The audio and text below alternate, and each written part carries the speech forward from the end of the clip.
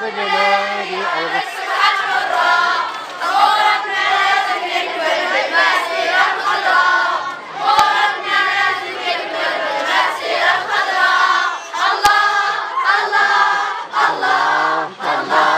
الله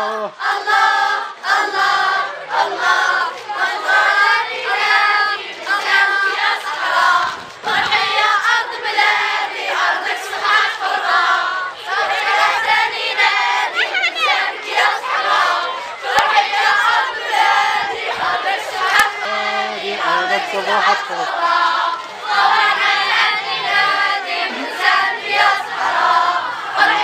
أرض بلادي أرض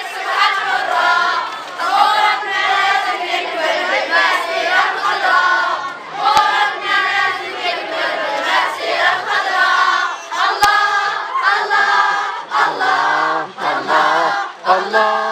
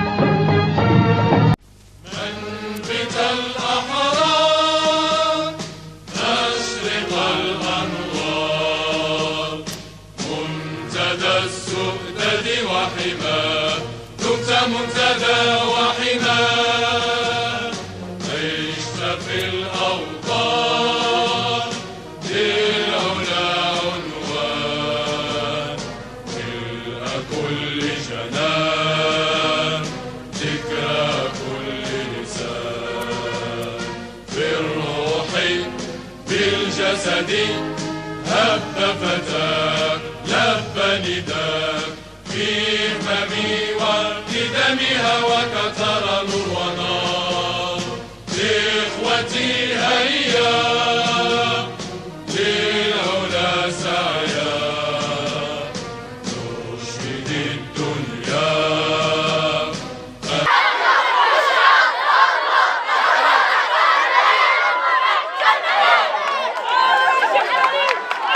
قسم ديال المسيره الخضراء.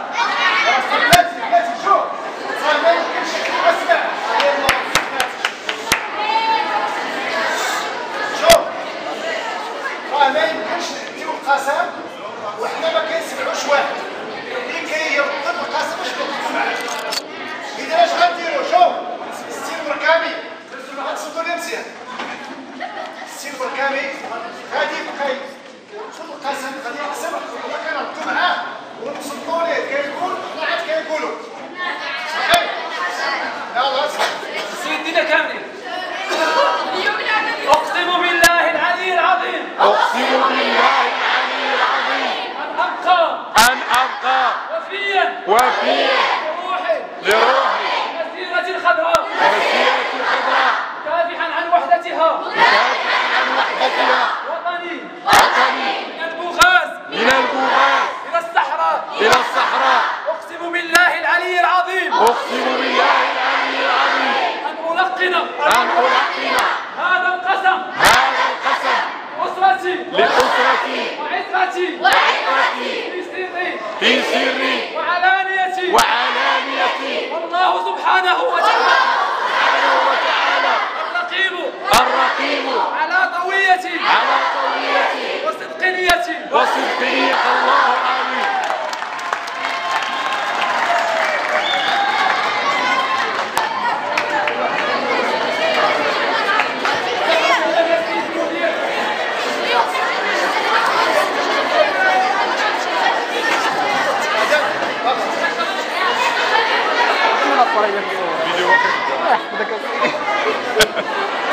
سلامات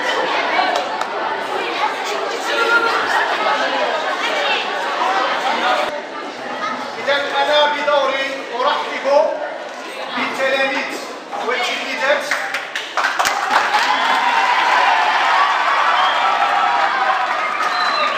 المجتهدون والمجتهدات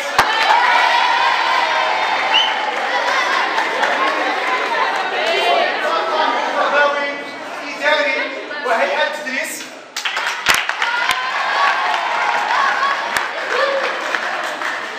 وإن شاء الله ستكون هذه البادرة هي البادرة الثانية في برنامج مهم للأنشطة الموازية.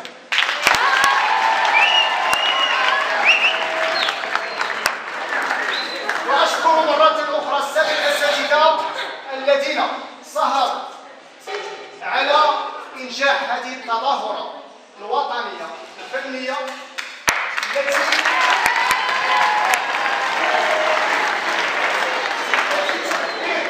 يقول التي تعبر عن ثقافة المواطنة.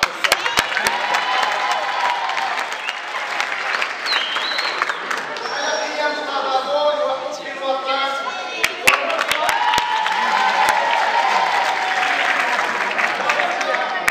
تشويه كل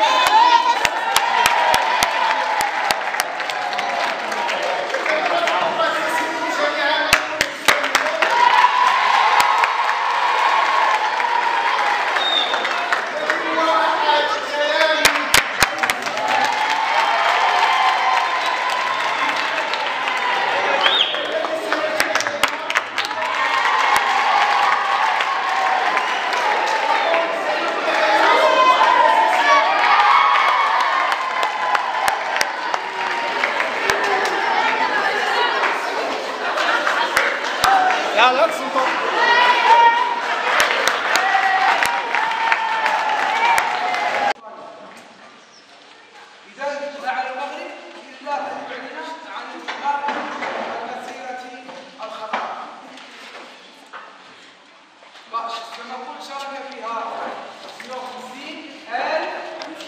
150,000 متطوع من كل الفئات والشرائح المختلفة.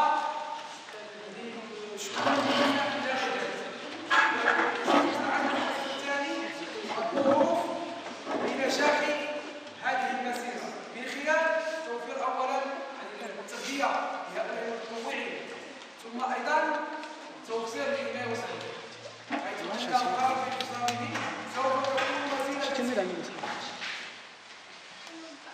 وفي كلمة الخطاب قال أنه إذا تم مواجهة أي متطوع سواء كيفما كان ذلك العنصر فإنه سوف يقوم بواجبه للدفاع عن النفس والدفاع عن الوطن وعن مقدساته وعن شعبه. لذلك سوف تجتمع المسيرة أولا في مراكش وبعد ذلك إلى طرطايا. وفي يوم 5 نوفمبر أعطى جلالة الملك انطلاقا من مراكش الانطلاقة الفعلية للمسيرة الخضراء، وسوف تنطلق من طرطايا وتقوم بقطع الحدود الوهمية بين طرطايا والساقية الحمراء، وسوف يتوغلون عدة كيلومترات إلى أن أعلنت إسبانيا رغبتها في الدخول في المفاوضات. فأصدر مجلس الأمن الدولي قرار رقم 380 في 6 نوفمبر 1975 تدعو فيه الأطراف إلى التفاوض.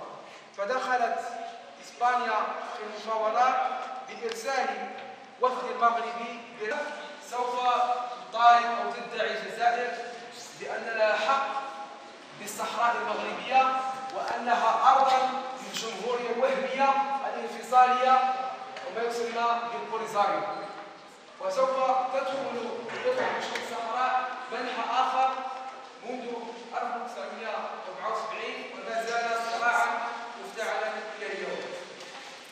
فالجمهورية الوهمية تشبث بتقرير بسيط في حين أن المغرب وخاصة في عهد جلالة الملك محمد السادس حقق الحكم أو اختراع الحكم الذاتي الذي لا مفر منه هذا المشكل المفتعل. إذا فالمسيرة الخضراء هي حدث وطني بل عالمي بأسلوبه الحضاري وطابعه أو يعطي عفوا للأقاليم الصحراوية استقلالا أو شيء استقلال، يكون لهم الحق في سك العملة في اختيار يعني من يحكم ولكن تحت إشراف الدولة المغربية. البوليزاريو كتقول أن الصحراء يفضل على المغرب إطلاقا وأنها تصبح من جزء أو جزء من التراب ديال البوليزاريو والتراب الجزائري. كانت على بالفعل وغتدخل القضية هيئة الأمم المتحدة وغادي يطرح بحكم محمد السادس هذا مقرر. نعم. نعم. شكون لي الميثاق الأطلسي؟ الميثاق الأطلسي هو بعد الحرب العالمية الثانية سنة 1900 وإبان الحرب 1945 تم توقيع هذا الميثاق بين رئيس بريطانيا والولايات المتحدة الأمريكية وفرنسا، وأهم ما جاء فيه هو تحرير الشعوب من الاستعمار وتحرير الشعوب. وهنا ساهم هذا الميثاق في تحول الحركة والنضال من أجل الاستقلال بالمغرب. نعم. نعم. نعم. واش كان شي تدخل بسبب الحرب العالمية الثانية والحرب؟ نعم. إذن هذا واخا كان يعني الموضوع بعيد عن موضوعنا، فمشاركة المغاربة وجود المغاربة في الحرب العالمية الثانية لا ينكر أحد، فقد شارك المغاربة في الحرب العالمية الثانية حيث أطلق محمد بن يوسف نداء بمساندة الحلفاء إلى جانب الحلفاء ليس هو المحور. كاين واحد الميث ثاني الضرورية يعني في كتاب التشديد، كاين ميث حول مساهمة المغاربة في الحرب العالمية الثانية سواء المساهمة العسكرية ثم أيضا المساهمة بالاقتصاد يعني عفوا المواد الغذائية والأسلحة إلى غير ذلك. نعم. سؤال آخر؟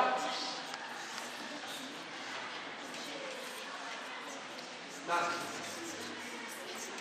نعم. تفضل.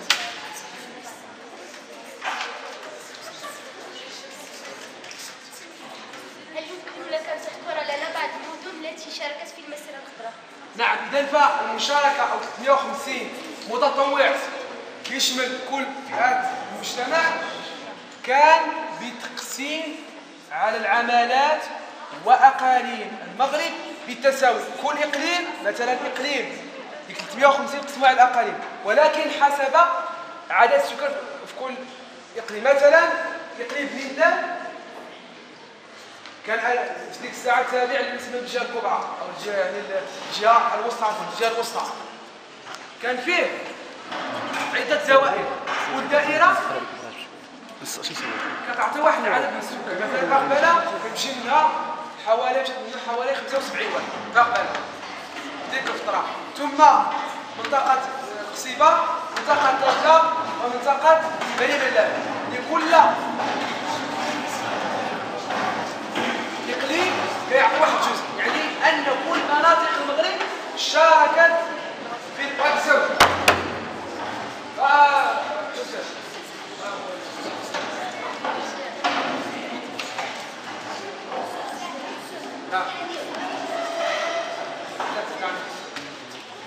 أن كل فئات كل مناطق المغرب شاركت بكاملها من أكادير إلى الشمال.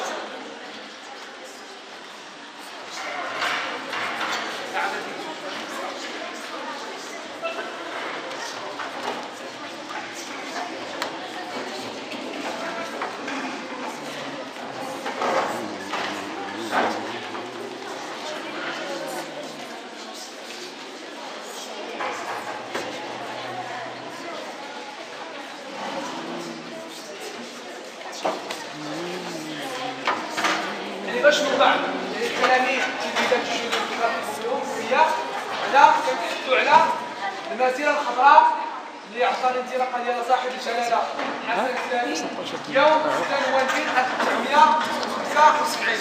تعرفنا على سياق هذه المسيره وعلى الدروس والعبر التي يمكن ان نستخلصها من هذه المسيره الخضراء، خاصه تلاحم العرب والشعب والتضحيه من اجل استقلال المغرب. نعم. نعم. إذا فالمنطقة أو المغرب قسم بين إسبانيا وفرنسا، وبقيت طنجة خاضعة للنظام الدولي. إسبانيا في الجزء الشمالي في الريف، فرنسا في الوسط حتى الحدود أكادير. من أكادير تحت كان في صالح إسبانيا. بالنسبة للسؤال ديال التلميذة، أن المناطق اللي كانت خاضعة للحماية الفرنسية استرجعت بمجرد توقيع معاهدة أو مفاوضة إكس-ليبان بعدها سان كلود سنة 1956، وبالضبط 18 نوفمبر 1956 اللي غنحتفلوا به، يعني داخل الأسبوع اللي هو 18 نوفمبر اليوم هو العيد الاستقلال. نعم. نعم. سهور ضياء البربري داخل في نطاق المرحله ديال المقاومه المسلحه. سهور ضياء البربري صدر سنه 1930 للتفرقه بين العرب والامازيغ، او ما يسميه الفرنسي بين قوسين بالبربر. فهذا التظهير صدر من اجل التفرقه بين العرب والامازيغ، واهم التمييز يظهر في خضوع المناطق المخزنيه او الثريه لنظام او المحاكم الفرنسيه، في حين ان بقي العرف سائدا في المناطق الجبليه. وكان هذا سبب من اسباب تحول او ظهور الحركه الوطنيه التي انتهجت الاسلوب السياسي والدبلوماسي من اجل مقاومه الاستعمار. نعم. كم من يوم دامت المسيره الخضراء؟ انطلقت من اعلان حسن الثاني عام 16 اكتوبر الى غايه 6 نوفمبر باعلان فرنسا دخول في المفاوضات، وانما الاسترجاع كانوا يسترجعون افواج بعد افواج، يعني الرجوع كان بالتتابع ديال الاخرين. نعم. نعم انت. ما الذي جعل الحسن الثاني يقرر ان تكون المسيره مسيره سلميه؟ هنا الحسن الثاني قال، يعني كما قلت لكم قبل قليل الخطاب ديالو، ان اسلوب الحرب لا يمكن اللجوء اليه الا بطريق إذا بعد نفاذ الأساليب الدبلوماسية. هنا أن اختيار الحسن لهذا الأسلوب السلمي كان نظرا واقتراحا في محله، لأن الحرب هل يشن الحرب ضد إسبانيا، وهل لديه القوى العسكرية آنذاك لشن الحرب؟ إذن أن الحرب سوف تكون له مخلفات وأثر على المستوى الاقتصادي والعسكري والاجتماعي للبلاد. إذن فالمسيرة السلمية كانت أقل ضرر، لأن الأسلوب السلمي كان سوف يحقق الهدف الذي هو استرجاع الساقية الحمراء. إذن كان يعني أحسن من استعمال الأسلوب العسكري، يعني لأن الأسلوب السلمي قد نجح، إذن لا فائدة للجوء إلى المقاومة المسلحة. نعم. ما هو قائد المسيرة الخضراء؟ قائد المسيرة الخضراء هو الملك الحسن الثاني. نعم.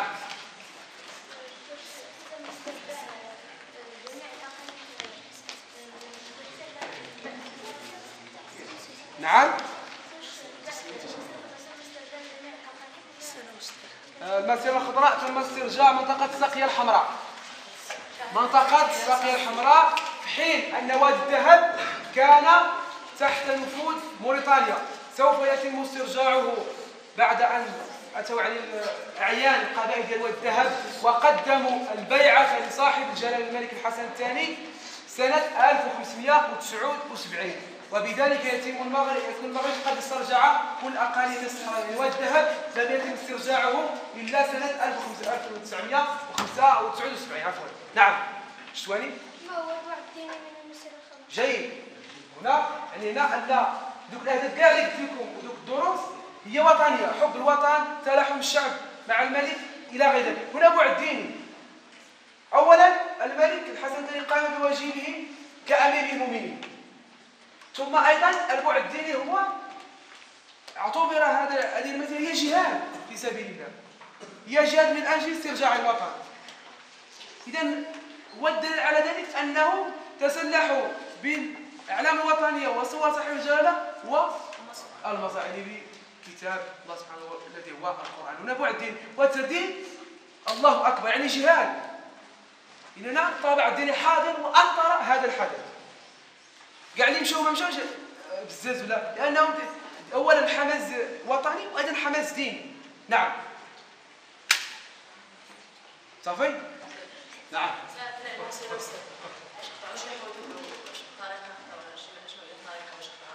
نعم. كانت حدود وهميه يعني بالسلك كما شفتوا المساله ديال الداخليه في ذاك الشريط، كانت حدود ديال السلك. نهار 5 نوفمبر عطى الحسن الثاني انطلاق ديال المسيره الخضراء، حشود المغاربه غتمشي من الطرفايه وغتقطع الحدود ديال السلك وغتدخل بضع كيلومترات في تراب الساقيه الحمراء. نعم. نعم. لم تقع أي إصابة، وإنما سجل زيادة أو يعني وجود ولادات أثناء المسيرة الخضراء، يعني أن جميع المتطوعين عادوا بسلم وسلاسة. نعم. بسبب أنت جلس عاد مودراتور وين كل شيء جلسي.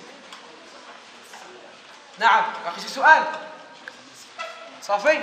إذا الحدث المسيرة الخضراء سنة 6 نوفمبر 1975 بقيادة الحسن الثاني من أجل استرجاع المسيرة الخضراء بعد صدور حكم ديال لاهاي استشاري وهي طبيعة سلمية. نعم. قبل المسيرة الخضراء هل هناك طرق لاسترجاع الصحراء؟ نعم. إذا هنا أن المغرب بعد الاستقلال سنة 1956 نظر من أجل استرجاع أقاليم الصحراوية واستكمال الوحدة الترابية. وهناك تجوز الزيارة التاريخية لمدينة طفايا من طرف محمد الخامس سنة 1958. كانت هناك عدة محاولات من أجل استرجاع المسيرة الخضراء، نعم عفوا من أجل استرجاع الأقاليم الصحراوية. نعم.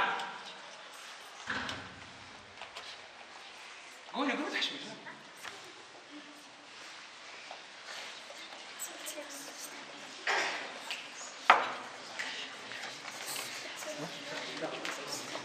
صافي.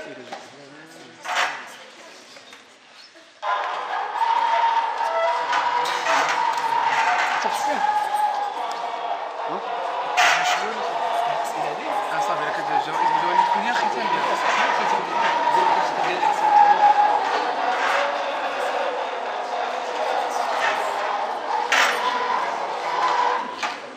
إذا غنصنتوا الخطاب ديال الحسن الثاني.